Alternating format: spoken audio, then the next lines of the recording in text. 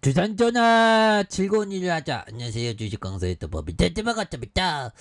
자, 우리는 좀 즐거운 일을 하면서 좀 살아야 되는데 만처럼 또 그렇게 잘 안 되죠. 즐겁게 살아야 됩니다. 그래서 자, ABL 바이오 다시 한번 수급이 강력하게 몰릴 수 있는 그런 어떤 시점은 다시 나올 수 있다. 뭐 이런 어떤 점을 좀 말씀을 드려보도록 하겠습니다. 그래서 자, ABL 바이오 이런 뭐 맥키지 심포지엄에 대한 부분, 참가 소식에 대한 부분이 나왔던. 그래서 신약 개발 업체 ABL 바이오가 다음 달 4일부터 8일까지 미국 시카고에서 개최된 2022년 미국 임상 종양학회 맥킨지 심포지엄에 참석해서 파이프라인 임상 개발에 대한 이런 어떤 논의를 한다는 거죠. 보면. 그래서 이번 맥킨지 심포지엄에 일본 다이진 장코, 중국 베이징과 뭐 이런 부분, 시스톤, 그래서 ABL 바이오 등이 참석해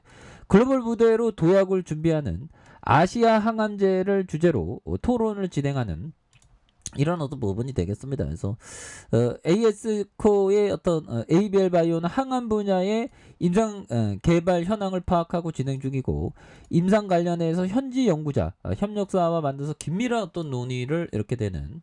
그래서 ABL 바이오 대표는 맥킨지의 공식 초청으로 ABL 바이오의 면역 항암 분야의 전문성이 세계에 인정을 받고 있는 그런 어떤 부분이 되겠고, 앞으로서 지속적인 연구 개발을 통해 파이프라인의 임상을 가속화하고 세계 면역 항암제 시장을 선도하는 글로벌 바이오 기업으로 도약하여 나가겠다는 이런 어떤 부분, 엄청난 부분이 되겠죠. 보면 그렇게 해서 주가에 있어서 투신에 대한 부분, 7거래일째 순매수에 대한 부분을 많이 보여주고 있고요. 그래서 연기금에 대한 부분도 이렇게 또 잘 잡아준 이런 점에서 ABL 바이오 다시 한번 좀 강한 어떤 재료에 대한 부분이 좀 나와주면서 우리에게 좀 뭔가 기쁨을 주는 그런 느낌이 좀 보여줘야 되겠죠.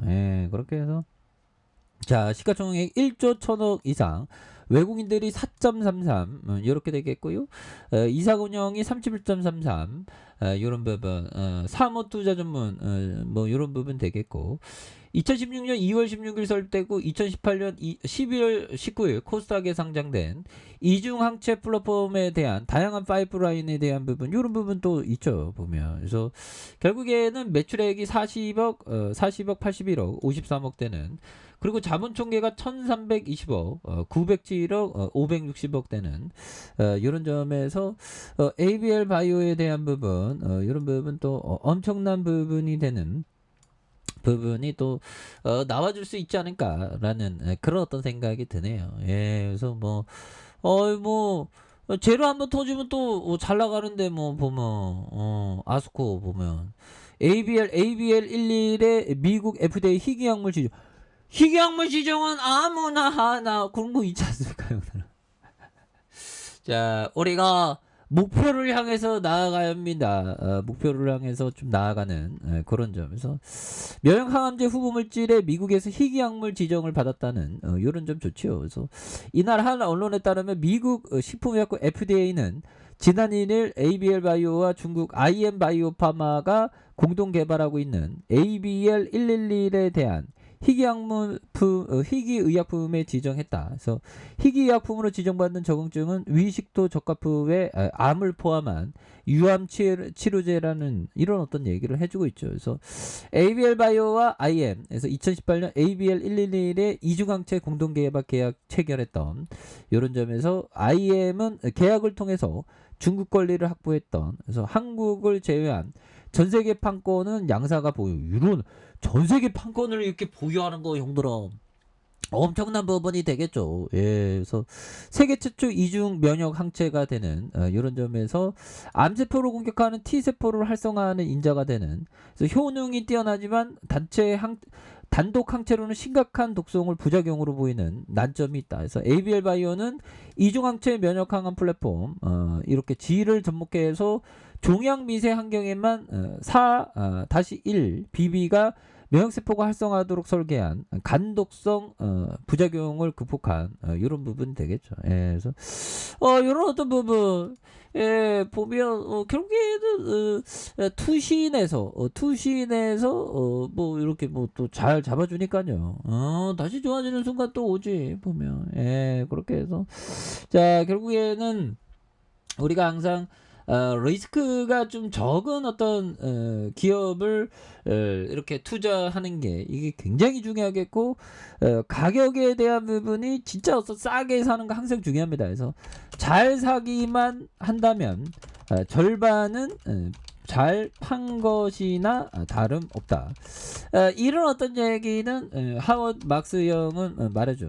그러니까 그 보면 잘 사기 위해서는 시장이 급락할 때나 주가가 말도 안 되게 떨어질 때 그러면 결국 그 비이성적인 가격은 금방 회복되는 그런 어떤 부분이 또 나와주죠. 그래서 이 가격을 이게 잘 사야 됩니다. 그래서 제가 옛날에 보면 보면 나는 10,000원에 샀는데 우리가 이케아는 슈퍼개미들은 막 5,000원, 막 3,000원에 사 있어. 그게 뭐냐면 아무 때나 사는 게 아니고 시장의 가격이 싸질 때만 사기 때문에 저보다 더 쌌던. 그러니까 3,000원 잡은 거랑 10,000원에 잡은 게 천지 차이죠, 보면. 그러니까 우리가 항상 그 주식은 그 싸게 잡는 거 이런 게 너무나도 또 많이 중요한 그런 어떤 부분이 많이 되겠다. 이런 어떤 점을 말씀을 드리면서 자 나는 평생 편견을 피하기 위해서 노력해왔다. 이를 위해서 첫 번째 내가 저지른 실수들을 계속 되새겼으며 정말 어떤 실수를 되새기는 거 이거 굉장히 중요하죠. 그리고 두 번째 가능한 단순하고 기본에 충실하려고 했다. 좀 가능하고 좀 단순화하는 게 좀 중요하겠죠. 그리고 나는 안전마진이나 공학적인 개념을 좋아한다. 나는 편견을 피하고 실수하지 않기 위해서 이리저리 따져보는 스타일이다. 그런 어떤 점을 또 말해주고 있는 그런 어떤 부분이 되겠죠. 그래서 자 주가에 있어서 다시 한번 강한 어떤 레전드의 시간들은 또 올 수가 있습니다. 예, 그렇게 해서 주가에 있어서 34,800원에 대한 부분 하단에 대한 부분에서 다시 한번 바닥선에서 주가에 있어서 올려주는 모습에서 자 힘을 많이 모아주는 모습에 대한 부분 이런 부분에서 자 월봉에 대한 부분과 자 이런 어떤 중심선에서 지지받고 있죠. 자 바닥선에서 주봉에 대한 부분 볼린저 하단에서 다시 한번 재반등에 대한 모습에서 자 거래량이 터져주면서 주가에서 슈팅이 굉장히 어떤 세게 나와주는 이런 어떤 모습이 또 많이 보일 수 있다. 그렇게 좀 말씀을 드려보도록 하겠습니다. 자 아래 카페에서 전방 확인하시고요. 좋아요 구독하기 알람 설정까지 하셨던 모든 분들 감사합니다. 사랑합니다. 축복합니다. 네 고맙습니다.